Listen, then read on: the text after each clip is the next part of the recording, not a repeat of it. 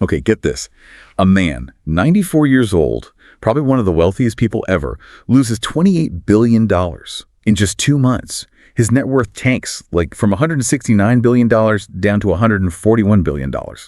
And the reaction? Nothing. He didn't flinch, not a word. So the big question we're diving into today is why? I mean, what's behind that level of calm? It's pretty staggering, isn't it? And what we're going to explore here, it's not just about the numbers, It's really about understanding this incredibly deep, long-term way of thinking. Because that huge drop in his net worth, it was directly linked to this, quiet but really a seismic announcement back on May 4th, 2025, that Warren Buffett would step down as CEO of Berkshire Hathaway by the year's end. And that news, it sent shockwaves through Wall Street. And yeah, his personal fortune took that hit. Right. So as we dig into this, the question really becomes, what's Buffett's actual bet here? What's the play? And maybe more importantly, why does his approach, even now, still matter so much for anyone thinking long-term about investing? Because, maybe this wasn't really a loss. Maybe it was actually the start of his final and maybe his most powerful move yet. Okay, let's unpack this first part. That $28 billion number, it's just hard to get your head around. How could anyone, let alone someone at 94, just absorb that kind of hit and, just stay silent? What does that tell you about how he even thinks about wealth? Yeah, that's absolutely central. You have to understand that for Buffett, money isn't like the end goal. It's not about power itself. It's really just a tool for purpose. And this isn't just some nice idea he talks about. Look at the actions. As of June 2025, he's given away over $60 billion. Billion with a B. And here's the really telling part. He made a huge $6 billion donation just weeks after his net worth took that $28 billion dive. Wow. So that wasn't like, oops, bad timing? No, not at all. It feels completely deliberate, like a statement. Remember, back in 2006, he publicly pledged to give away 99% of his fortune. And he's done it consistently. Every single year, he transfers billions in Berkshire stock to the 5 foundations: Gates, Susan Thompson Buffett, Sherwood, Howard G. Buffett, and Novo.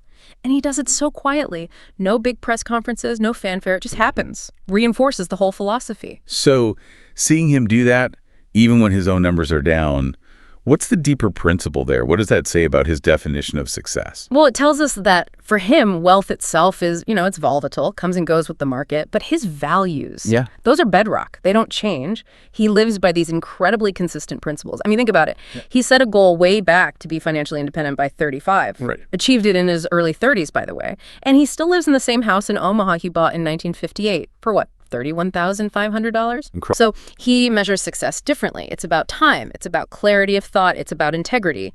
In his world, losing money is just, temporary market noise.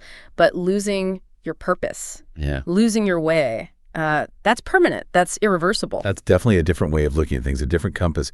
And it feels like that perspective, that radical view of wealth really shaped his big move with Berkshire Hathaway. Yeah. Let's talk about that announcement, stepping down as CEO. Most people saw it as, the end of an era. Be an exit. But you're suggesting the market totally missed the point, what was really going on. Exactly. It was during the annual meeting, May 4th, 2025, the news drops.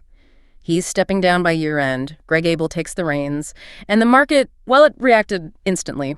Predictably, maybe. Berkshire stock dropped over 13% in just 48 hours. And that's when his personal net worth went from $169 billion down to around $147 billion.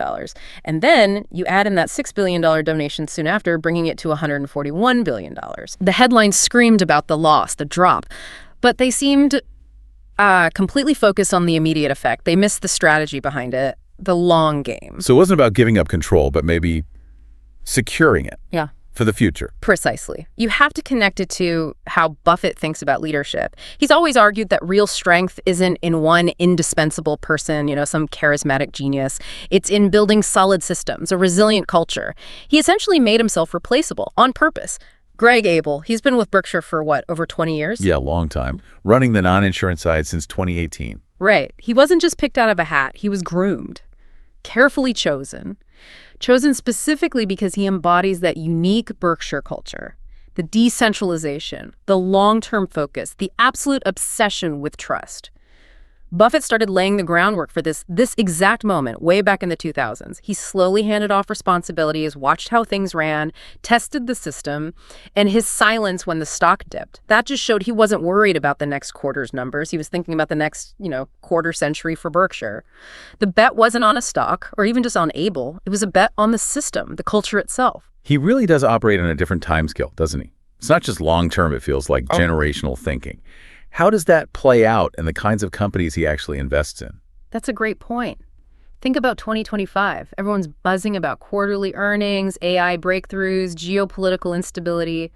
Very short-term focus. Buffett's approach is the complete opposite. He famously says our favorite holding period is forever. And he means it. He absolutely means it. Take Coca-Cola.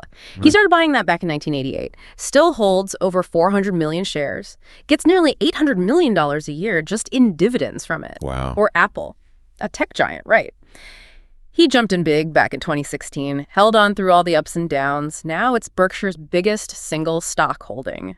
Over $135 billion invested by mid-2025. So yeah, when he says forever, he's not kidding. What allows him to stick with that, though? What's the core principle when everyone else is, jumping in and out based on the latest news? He looks for fundamentals. Companies with what he calls durable moats, those unique advantages that protect them from competitors for the long haul. He wants consistent cash flow. And maybe most importantly, honest management, people he can trust. And crucially, when the stock price dips, he doesn't panic sell. He often buys more. If he still believes in the company. Exactly. If the fundamentals haven't changed. And look at the results. The data is just compelling. From 1965 to 2023, Berkshire Hathaway averaged a compound annual gain of 19.8%.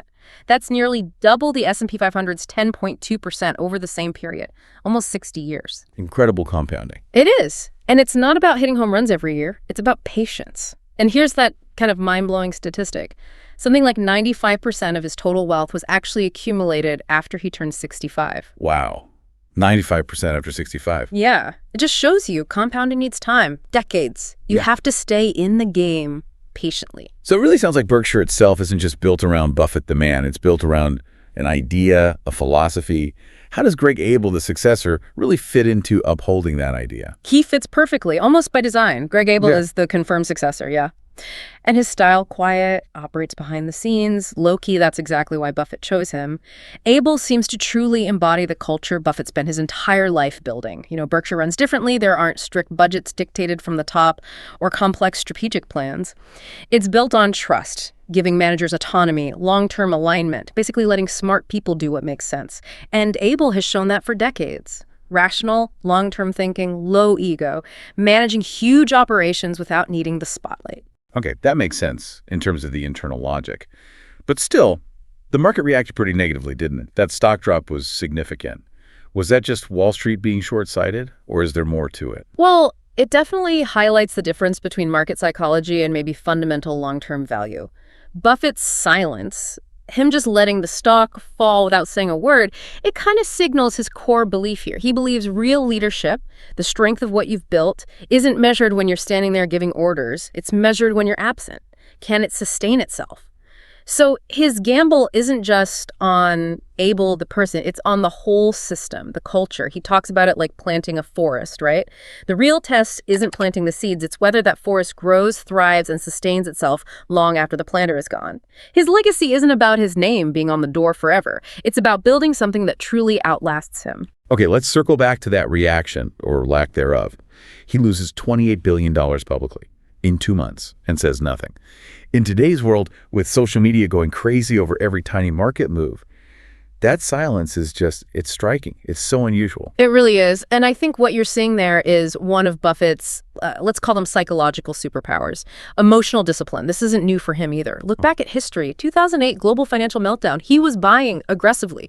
2020 pandemic panic. He was quietly adding to positions. His way of dealing with chaos seems to be don't add to it. Don't feed the frenzy. Just respond to the underlying facts, the fundamentals, the value. Think about that, though. The sheer noise level today, the pressure to react, to tweet, to issue a statement for everything. How many people, how many leaders could actually maintain that kind of discipline? What does that silence really communicate in 2025? Well, in this era of just constant chatter and, frankly, manufactured urgency, that silence becomes incredibly countercultural, doesn't it? And because it's so rare, it speaks volumes, much louder than any press release could.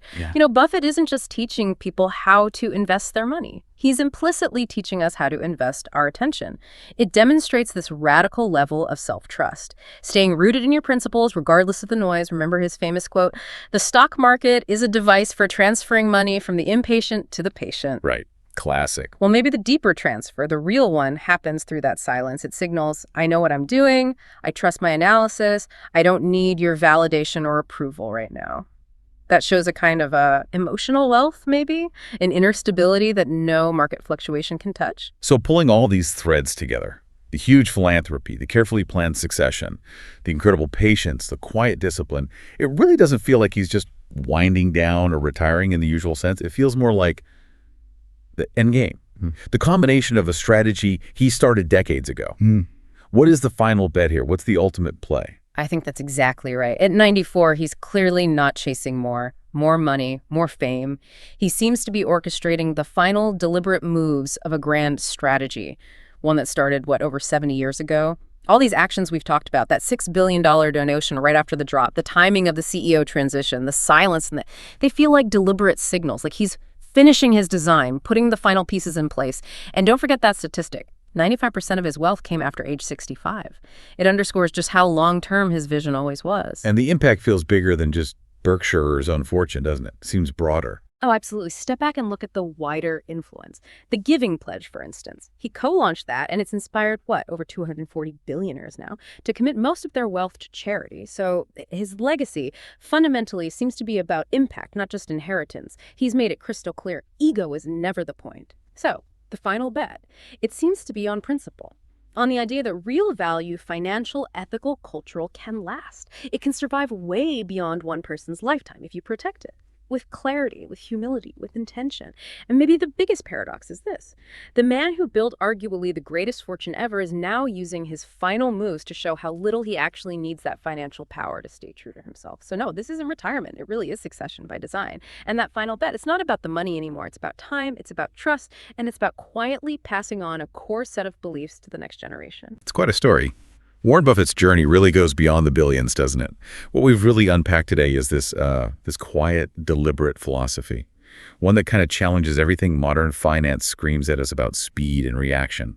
Instead, it prioritizes stillness, observation, measuring wealth by how little you actually need to prove. Yeah, I think this deep dive really brings out some profound lessons, doesn't it? Clarity when everyone else is panicking, patience over jumping at shadows, building trust instead of just demanding control. And the ultimate proof is that the system he built, Berkshire, it doesn't actually need him personally anymore. His ideas have become bigger than his name, which shows that legacy, when you build it right with that kind of integrity, it becomes self-sustaining. So it's something for you, the listener, to think about today. If you had $169 billion and you watched $28 billion vanish in 60 days, would you stay calm? Would you manage to keep quiet? Would you still trust your long-term plan? It suggests that maybe the richest life isn't really about owning more and more stuff. Maybe it's about needing less to feel grounded in who you actually are. The long game, it seems, will always belong to those who wait.